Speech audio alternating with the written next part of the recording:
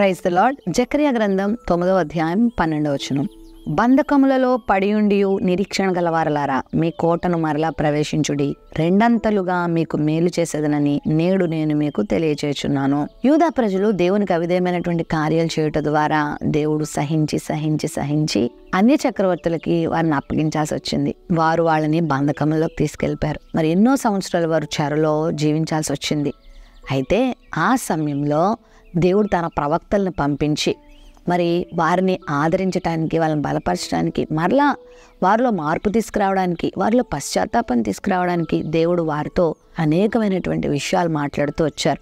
అలా మాట్లాడుతూ ఎవరైతే బంధకములలో ఉండి నిరీక్షణతో కనుక ఉంటే, వారు దేవుని కోటలోనికి ప్రవేశిస్తే, దేవుని సన్నిధిలోనికి వస్తే, దేవుని దగ్గరకు వస్తే, మరలా వారు తమ మార్గాలు సరిచేసుకుంటే, మరలా దేవుని విశ్వసిస్తే, ప్రభువుస్తున్న వాగ్దానం ఏంటంటే రెండంతలుగా నేను మీకు మేలు చేస్తాను.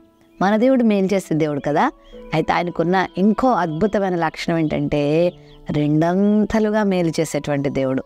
ఒక వంతు కాదు, రెండంతలుగా దేవుడు మేలు చేస్తాడంట. మరి నూతన సంవత్సరంలో అడుగుపెట్టిన మన జీవితంలో కూడా ప్రభువుస్తున్న వాగ్దానం ఏంటంటే రెండంతల మేలును దేవుడు మనకి ఇవ్వబోతున్నాడు. మేలు కలుగుతున్నటువంటి ఆశే లేని నాకు రెండంతల మేలు కలుగుతుందా అని ఆశ్చర్యపోతున్నారా? ఖచ్చితంగా కలుగుతుంది. నిరీక్షణ వదిలిపెట్టకండి. నేను నమ్ముకున్న దేవుడు, నేను ప్రార్థించే దేవుడు, నన్ను క్షమించే దేవుడు, నన్ను ఆదరించే దేవుడు. బంధకంలో ఉన్న మీరు నిరీక్షణను మాత్రం వదిలిపెట్టకండి. ఒకవేళ దేవునికి అవిధేయమైనటువంటి కార్యాల్లో, ఆయనకి బాధ కలిగించేటువంటి పనులలో, ఆయా రకాల వ్యసనాల్లో మీరు చిక్కుకున్నారా? ఇప్పటికైనా మించిపోయింది లేదు. ప్రభు దగ్గరకు వచ్చి కోటలో ప్రవేశించండి అంటే ఆయన రాజాది రాజు కదా. ఆయన దగ్గరికి మనం ప్రవేశిస్తే, ఆయన సన్నిధిలోకి మనం వచ్చి మనం తగ్గించుకొని ఆయన సన్నిధిలో ప్రార్థన చేసినప్పుడు దేవుడు ఎంత కనికరం కలిగిన వాడంటే తనకు మొర్రపెట్టు వారికి ఆయన సమీపంగా ఉంటాడు. తన దగ్గరకు వచ్చి తప్పు తెలుసుకొని ఆయన వైపు తిరిగితే ఆయన క్షమిస్తాడు.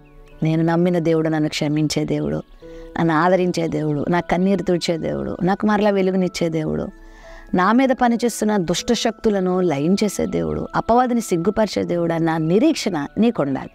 నేను మంచి రోజులు చూస్తాను, నాకు దేవుడు మంచి చేస్తాడు, నన్ను దేవుడు దీవిస్తాడు అనేటువంటి నిరీక్షణతో నువ్వు ఈరోజు ఉంటే రెండంతల మేలు దేవుడు నీకు చేయబోతున్నాడు.